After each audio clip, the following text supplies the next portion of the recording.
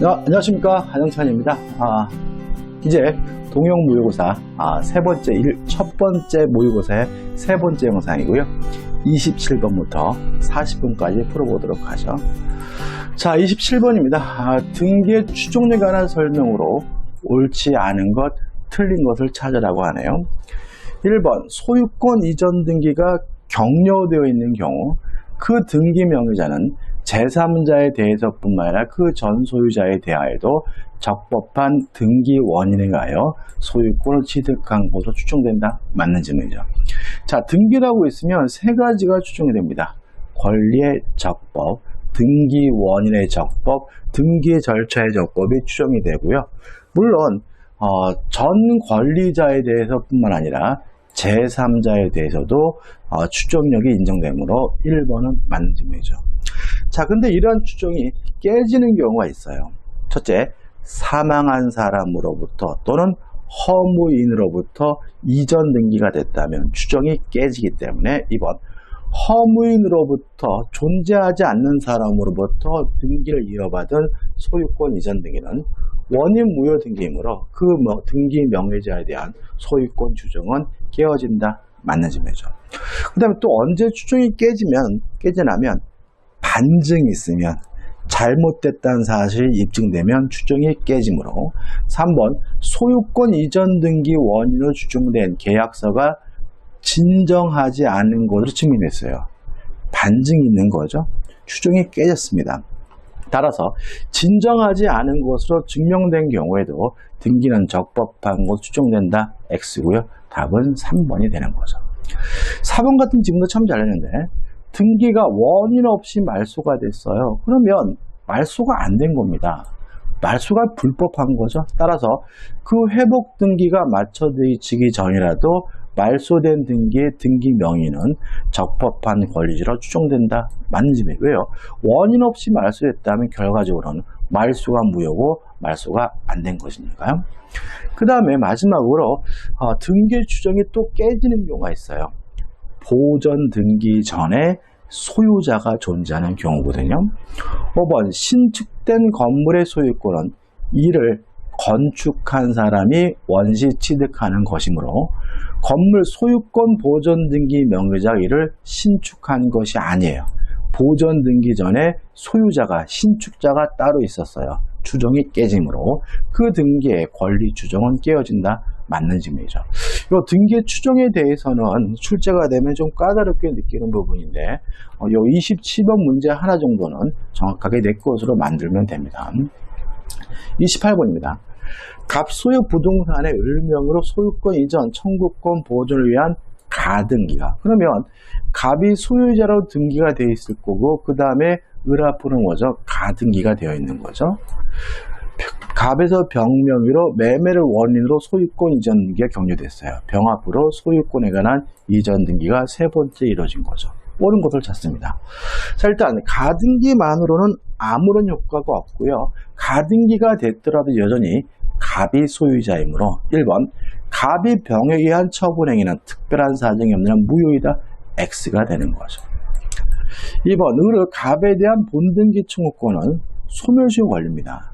왜냐하면 이 가등기는 일반적으로 청구권 보존의 가등기고요. 그 청구권은 채권적 청구권을 의미하거든요. 특히 조심할 것은 가등기를 했다 그래서 채권 행사는 아니기 때문에 채권의 소멸시효는 정상적으로 진행이 돼야 되므로 본등기 청구권은 을의 가등기가 존속하는 동안 소멸시효에 걸리지 않는다. X가 되는 거죠. 3번. 자, 가등기는 순위가 보존됩니다. 따라서 가등기기에서 본등기라면 후순위 관리인 병명의 소유권 이전 등기는 직권으로 말소하고요.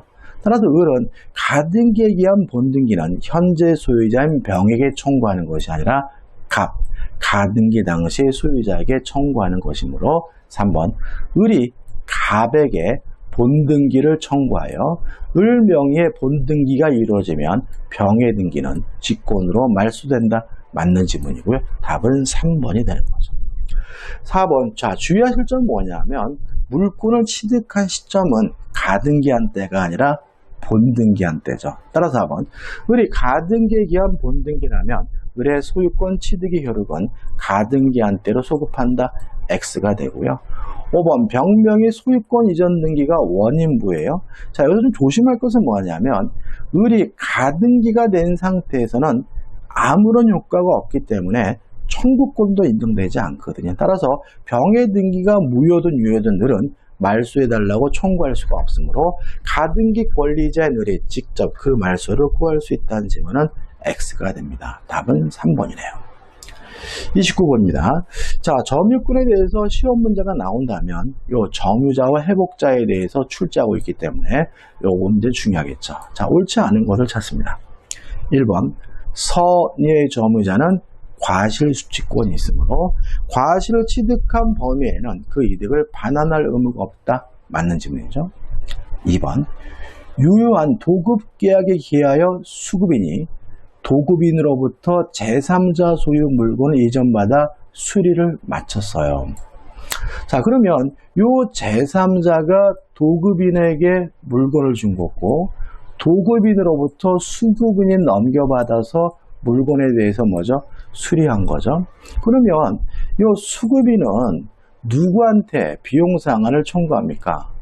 도급인에게 청구하는 거죠. 따라서 원칙적으로 수급인은 소유자에 대하여 비용상환 청구권 행사할 수 있다. X고요. 답은 2번이 됩니다. 자, 이건 어떤 문제냐면은 점유자와 회복자에 관한 민법 규정은 아무런 권한 없이 남의 물건을 점유하다가 돌려주게 된 사람에게만 적용되는 겁니다. 따라서 임차인이면 임대차에 관한 규정에 적용되고요. 도급이면 도급에 관한 규정에 적용되는 거죠. 따라서 수급인은 그 비용 상환을 도급인에게 청구하는 것이지 소유자에게 청구할 문제는 아닙니다. 답은 2번이죠. 3번 점유자는 비용을 선악불문하고 청구할 수 있으므로 악의 점유자도 원칙적으로 필요부의 전부의 상환을 청구할 수 있다. 맞는 질문이고요. 4번 점유물이 점유자의 책임 있는 사유를 멸실 또는 훼손했어요. 그러면 선이 이고 거기다가 자주점유인 경우만 현전이익 범위 내에서 책임을 지므로 악의 점유자는 자주점유라도 손해 전부를 배상할 책임이 있다. 맞는 질문이고요. 그 다음에 필요비는 선악불문하고 청구할 수가 있는데 문제는 점유자가 과실을 수취했다면 통상의 필요비를 청구하지 못하므로 5번 점유자가 과실을 취득한 경우에는 통상의 필요비를 청구하지 못한다. 맞는 질문이 답은 뭐죠? 2번이 되는 거죠. 30번입니다. 상린광에 관한 설명으로 틀린 거죠. 자, 나무 뿌리가 넘으면 발견하는 즉시 바로바로 제거할 수 있어요. 1번은 맞죠. 나무 가지가 넘어오면 재고를 요구한 후에 그래도 응하지 않으면 그때 비로소 제거할 수가 있고요. 2번 주의 토지 통행권자는 어떤 사람입니까? 맹지여서 어쩔 수 없이 남의 땅을 다니는 사람이니까 비용이 발생한다면 그 비용을 지가 부담해야 되겠죠. 따라서 주의 토지 통행권자는 통행에 필요한 통로를 개선하는 경우 그 통로 개선이나 유지 비용을 부담해야 한다. 너무나 당연한 내용인 거죠. 3번 통행지 소유자가 주의 토지 통행권에 기해 통행에 방해되는 담장을 설치했어요. 자, 우리가 주의 토지 통행권이 인정된다는 것은 남의 땅을 다닐 수 있다는 얘기고요. 땅 주인은 못 다니게 막을 수 없다는 얘기니까 통행지 소유자 그 철거 의무를 부담한다. 맞는 질문이죠. 4번 경계에 설치된 담 상린자의 공유예요. 분할할 수가 없는 거죠. 분할해봤자 뭔 의미가 있겠어요. 따라서 상린자, 서로 인접한자라는 뜻입니다. 상린자는 공유물을 이유로 공유물 분할을 청구하지 못한다. 맞는 질문이죠. 자, 경계선 부근에서 건축입니다. 일단 경계로부터 반미터 이상 거리를 두어야 돼요. 자, 위반했습니다. 만약에 위반하게 되면 건물의 철거 및 손해배상을 청구할 수가 있어요. 다만 공사 착수 후 1년이 경과됐거나 건물이 이미 완성된 후에는 손해배상만 청구할 수 있고 철거를 청구할 수가 없기 때문에 건물이 완성된 후에도 건물의 철거를 청구할 수 있다. X고요. 답은 5번이 되는 거죠. 은근히 잘 나오는 부분입니다. 31번이죠. 점유 취득시효에 관한 설명으로 옳은 것을 찾으라고 합니다. 1번 취득시효 완성 후에요. 그러면 완성이 된 후에 소유자가 바뀌었다면 그런 새로운 소유자에게 이전 등기해달라고 청구할 수가 없으므로 취득시효 완성 후 등기 격려 전에 그 부동산에 제3자에게 명의 신탁된 경우 점유자는 시효 완성을 이루 그 제3자의 소유권 행사를 저지할 수 없다 이렇게 나와 있죠. 이건 뭐죠? X입니다. 자, 왜냐하면 명의 신탁이 현행법상 무효입니다. 부동산 실명법이 금지하고 있거든요. 따라서 만약에 제3자에게 명의 신탁이 됐다면 명의 신탁에 의한 등기도 무효고요. 따라서 점유자는 원래의 소유자를 대위해서 명의 수탁자에게 그 등기에 대해서 말소를 청구하는 것이 가능하기 때문에 소유권 행사를 저지할 수가 있겠죠. X네요. 2번 취득시효 기간의 계산에 있어 시효 기간 동안 소유자의 변경이 없는 경우죠. 자, 원래 점유 개시 기산점은 임의로 선택할 수가 없습니다. 다만 소유자의 변경이 없는 경우에는 점유 개시 기산점은 임의로 선택하는 것이 가능하다는 것이 우리 판례 입장이므로 소유자의 변경이 없는 경우에는 그 기산점을 어디에 두든지 간에 취득시효 완성을 주장할 수 있는 시점에서 보아 그 기간이 경과된 사실이 확정되면 된다. 맞는 질문이고 답은 2번이 됩니다. 3번 갑옷 취득시효 완성 당시 미등기로 남아있는 토지의 소유자가 토지가 미등기네요. 취득시효 완성 후에 그 명의로 소유권 보존 등기를 마쳤다면 당연히 요 소유자에게 이전 등기를 해달라고 청구할 수 있으니까 갑은 토지 소유자에 대하여 취득시 완성을 주장할 수 없다. X가 되는 거죠. 주장할 수가 있는 거죠. 4번 국유재산이 일반 재산이에요. 자, 국유재산 중에서는 일반 재산만 취득시효할 수 있고 행정재산은 취득시효할 수가 없으니까 일반 재산이던 당시에 취득시효가 완성됐다면 그 행정재산으로 되었다면 시효 취득을 완성했다는 이유로 소유권 이전 등기를 청구할 수가 없으므로 시효 취득을 원인으로 소유권 이전 등기를 청구할 수 있다. X가 되는 거죠. 5번 점유자가 취득시효 기간 경과 후에요. 그러면 취득시효가 완성됐다는 이유로 이전 등기를 청구하면 되는데 소유자와의 분쟁을 간편하게 해결하기 위해서 상대방에게 매수를 제의했어요. 이렇게 단순히 매수를 제의한 것만으로는 취득시효 이익에 포기를 보지는 않습니다. 따라서 점유자의 점유는 타주 점유로 전환된다. X가 되는 거예요. 따라서 옳은 질문은 2번이죠. 조금 약간 질문들이 낯설게 느껴질 수 있지만 중요한 것들이니까 꼭 내 것으로 기억해 두시기 바랍니다. 32번입니다. 공유에 관한 설명으로 옳지 않은 것은 1번 제3자가 공유물의 이행을 방해하고 있어요. 그러면 이 사람을 쫓아내는 것은 보존행위니까 단독으로 할 수 있고요. 공유지분은 목적물에 대해서 전부에 대한 권리니까 단독으로 전부에 대한 방해 제거를 청구할 수 있거든요. 따라 1번 제3자가 공유물의 이용을 방해하고 있는 경우 각 공유자는 그의 지분에 기하여 단독으로 공유물 전부에 대한 방해 제거를 청구할 수 있다. 5. 맞는 질문이죠. 2번 제3자가 공유물의 이용을 방해하는 경우 각 공유자는 제3자에 대하여 자신의 지분에 비율에 해당하는 부당이득 반환을 청구할 수 있다. 맞는 질문이죠. 왜냐하면 공유지분은 소유권에 대해서는 일부이기 때문에 부당이득 반환이나 손해배상은 지분 범위 내에서만 청구할 수 있죠. 따라서 2번은 맞네요. 3번 공유물 분할의 손은 공유자 전원이 당사자가로 되어야 하므로 원고를 제외한 모든 공유자가 피고로 된다. 물론 맞는 질문이고요.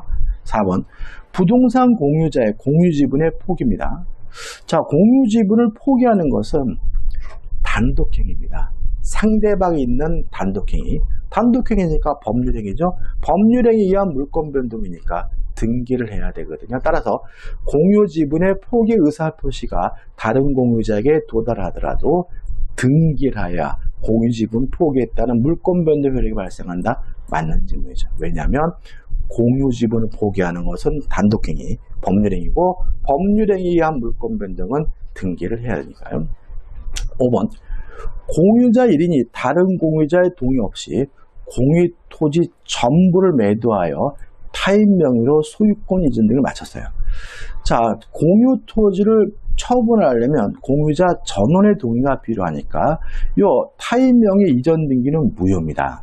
근데 문제는 요 공유자 중 1인 그 매도한 사람의 지분 범위 내에서는 등기가 뭐한 거죠? 유효한 거죠. 만약에 이 사람이 가지고 있는 지분이 예를 들어서 3분의 1이라면 이 이전 등기는 이 사람의 지분 3분의 1 범위 내에서는 유효하기 때문에 3분의 1을 초과되는 범위 내에서만 말소를 청구할 수가 있습니다. 따라서 다른 공유자는 그 경우를 전부에 관해 소유권 이전 등의 말소를 청구할 수 있다는 질문은 X가 되는 거죠. 따라서 답은 5번이 됩니다. 이것도 아주 중요한 것 같은데요. 좀 확실하게 기억해 두시기 바랍니다. 33번입니다.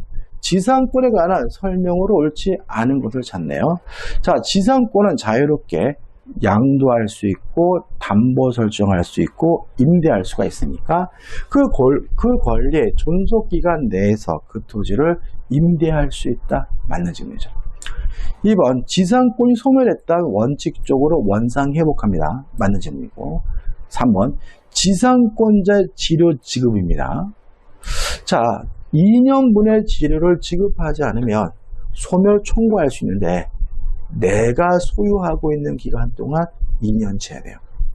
전 토지 소유자와 내가 못 받은 돈을 합산해서 2년치가 되더라도 소멸 청구할 수는 없기 때문에 3번 지상권자의 치료 지급이 토지 소유권 양도의 전후에 걸쳐 2년 이상 연체된 경우 토지 양수인에 대한 연체 기간이 2년이 되지 않더라도 토지 양수인은 지상권 소멸을 청구할 수 있다는 질문은 X고요. 답은 3번입니다.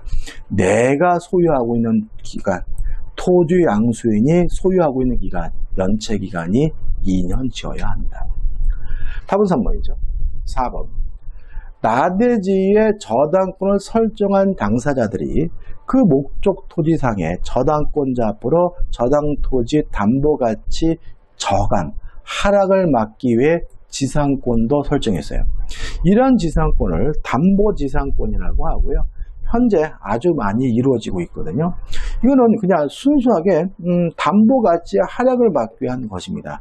지상권자가 그 토지를 사용 수익하기 위한 것은 아니기 때문에 돈을 갚으면 저당권도 소멸하고 지상권도 소멸하기 때문에 저당권의 피담보 채권 시효로 소멸하였다면 채권이 소멸하면 지상권도 소멸한다. 맞는 질문이죠. 5번. 토지와 그 지상 건물이 함께 양도되었다가 채권자 취소권 행사로 구중 건물에 대해서만 양도가 취소되어 수익자 명의의 소유권 이전 등기가 말소된 경우 채무자에게 관습상의 법정 지상권은 인정되지 않는다. 맞는 질문입니다. 자, 관습상의 법정 지상권이라는 것은 매매, 기타 사유로 토지와 건물의 소유자가 달라지게 되는 경우인데 제외되는 것을 기억하자 그랬죠. 첫째, 환지 처분으로 토지와 건물의 소유자가 달라졌을 때는 인정되지 않아요. 두 번째, 원인행의 치료, 무효, 취소, 해제 등으로 토지와 건물의 소유자가 달라진 경우에는 관습법상 법정지상권 인정되지 않아요. 세 번째, 토지가 공유인 경우에도 원칙적으로 관습법상 법정지상권이 인정되지 않아요. 이 세 가지 꼭 기억해 두시고 따라서 취소로 토지와 건물의 소유자가 달라진 경우에는 관습법상 법정지상권이 인정되지 않기 때문에 답은 3번이 되는 거죠. 34번입니다. 갑과 을이 을소유 주택에 대한 매매 계약을 체결하였는데 주택이 계약 체결 후 소유권 이전 및 인도 전에 소실됐어요. 그러면 후발적 불능이죠. 다음 설명은 틀린 겁니다. 갑과 을의 책임 없는 사유로 주택이 소실됐다면 위험 부담 문제고 채무자인 을, 매도인이 그 위험을 부담하는 것이므로 을은 갑에게 매매 대금의 지급을 청구할 수 없다. 맞는 질문이죠. 2번, 따라서 이행한 것이 있다면 반환을 해줘야 되겠죠. 갑과 을의 책임 없는 사이로 주택이 소실된 경우 을이 계약금을 수령하였다면, 이행한 것이 있다면 갑은 그 반환을 청구할 수 있다. 맞는 질문이죠. 3번, 갑, 매수인의 과실이죠. 채권자의 고의 과실입니다. 이때는 위험을 채권자가 부담해야 되고요. 채권자가 부담한다는 말은 이행을 해야 된다는 얘기니까 을은 갑에게 매매대금의 지급을 청구할 수 있다. 맞는 질문이고, 3번 을의 과실이죠. 채무자의 과실로, 그러면 채무자의 과실로 후발적 불능이 됐다면 채무불이행 중에서 이행불능이 되기 때문에 갑은 계약을 해지할 수 있다. 맞는 질문이죠.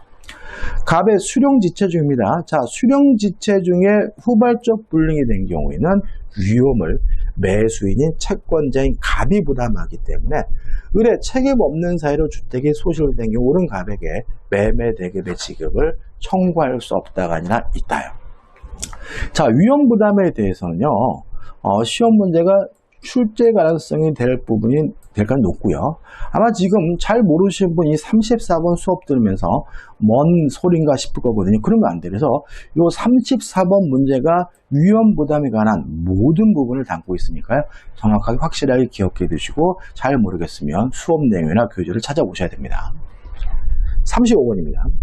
계약 해지에 관한 설명으로 옳지 않은 것은 1번, 해제권자가 상대방으로부터 인도받은 목적물을 자신의 과실로 인해 반환할 수 없게 된 경우 해제권은 소멸한다. 맞아요.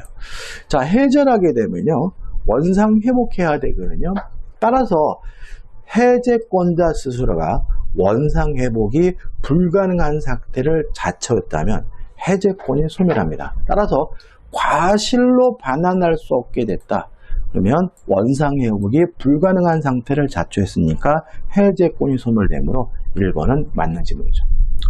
2번, 자, 계약법의 규정은요, 임대차를 제한 나머지 모든 규정은 다 임의 규정이고 특약으로 달리 정할 수가 있거든요. 따라서 당사자가 수인인 경우에 적용되는 해제권의 불가분성에 관한 규정도 임의 규정이고 따라서 특약으로 그 적용을 폐지할 수 있다. 맞는 질문이죠. 3번, 해제권의 행사 기간을 정하지 아니한 때 상대방은 상당한 기간을 정하여 해제권 행사 여부 확답을 해제권자에게 채고할 수 있고요. 채고 기간 내에 해제권을 행사하지 않으면 해제권이 소멸하게 되는 거죠. 4번, 계약에서 위약 시 해제권을 배제하기로 약정한 경우 어느 일박에 대한 약정 해제권의 유보는 채무 불이익으로 인한 법정 해지권의 발생에 영향을 주지 않는다. 맞는 질문이에요. 다시 말하면 약정 해제 사유가 있더라도 채무 불이익을 이유로 여전히 해제하는 것은 가능한 거죠. 5번입니다. 매수인이 매도인의 채무 불이행을 이유로 계약금에 반환을 구하는 소를 제기했고요. 함으로써 계약 해제권 행사하고 그 소장이 송달이 됐어요. 그러면 상대방에게 의사표시가 도달된 거고요. 이미 해제가 된 겁니다. 해제가 된 것이니까 결국은 쌍방 모두 뭐 할 필요 없습니까? 이행할 필요가 없는 거죠. 해제됐으니까. 수급해서 무효가 됐으니까. 따라서 그 소를 취하하더라도 해제가 된 거예요. 그래서 그 소를 취하고 본래 매매계약 이행에 구하는 소를 제기하면 매도인은 매매계약상 의무를 이행해야 한다. X죠. 다시 말하면 해제는 해제권 행사는 일방적으로 하는 행사는 해제권은 뭐죠? 형성권인 거죠. 따라서 해제권 행사하는 순간 계약은 이미 소급해서 실효가 됐기 때문에 그 소송을 취한다 하더라도 해제된 것은 변함이 없는 겁니다. 답은 5번이 되네요. 36번입니다. 매도인의 담보치에 관한 설명으로 옳지 않은 것을 찾네요.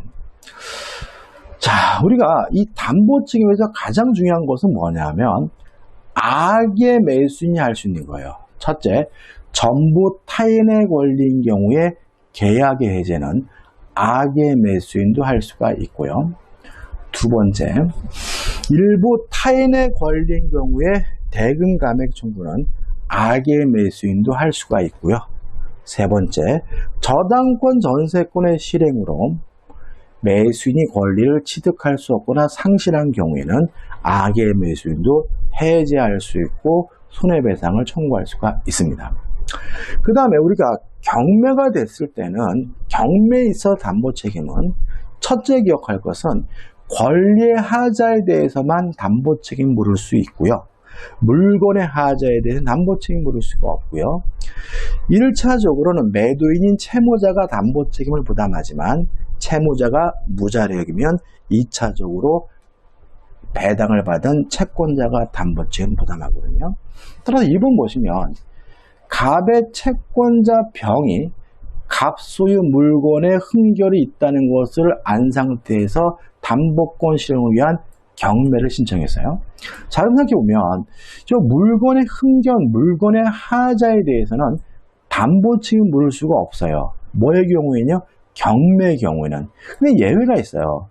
채권자 병이 흠결이 있다는 것을 안 상태에서 경매를 신청했다면 그때는 예외적으로 물건의 하자에 대해서도 담보 책임 물을 수가 있기 때문에 우리 그 물건을 경납받은 경우는 그 물건에 흠결이 있은 이유로 병에게 손해배상을 청구할 수 없다가 아니라 있다이기 때문에 옳지 않은 것은 2번이 되는 거죠. 37번입니다. 임차인의 부속물 매수 청구권과 유익비 상환 청구권에 관한 설명으로 옳은 겁니다. 일단 유익비는 임대차 종료 시 청구하고요. 물론 부속물 매수도 임대차 종료 시에 청구하죠. 따라서 1번 유익비 상환 청구권은 임대차 종료 시 행사할 수 있다. 맞는 질문이죠. 필요비는 언제 청구합니까? 비용 지출 시 청구하죠. 그 다음 조심할 것은 만약에 구성 부분이 됐어요. 부합이 되면 그때는 유익비 상환을 청구하고 부속물 매수를 청구할 수는 없으므로 2번은 뭐가 돼요? X가 되고요. 부속물 매수 청구권의 민법 규정은 강행 규정이기 때문에 특약으로 배제할 수 없으므로 3번도 X가 돼요. 4번 일시 사용을 위한 것이 명백한 임대차 뭐가 있습니까? 숙박계약이죠. 숙박계약의 경우는 부속물 매수 청구권 인정될 수가 없기 때문에 4번도 X죠. 5번 필요비 유익비 상환 청구권 행사 기간에 제한이 있어요. 목적물 임대인이 반환받은 날로부터 6개월 내에 행사해야 되므로 5번도 X입니다. 1년이 아니라 뭐죠? 6개월이죠. 38번 도급에 관한 다음 설명 중 틀린 거 옳지 않는 것을 찾네요. 5번이 답인데 도급인이 완성된 목적물의 하자로 인하여 계약의 목적을 달성할 수 없는 때는 계약을 해지할 수는 있어요. 그렇지만 건물 기타 공작물에 대해서 철거를 구할 수는 없기 때문에 5번이 답이죠. 왜요? 완성이 됐으니까요. 39번입니다. 위임과 관련된 다음 설명 중 틀린 것을 찾으라고 하는데 1번 보시면 자 비용은 선불 그죠? 그 다음에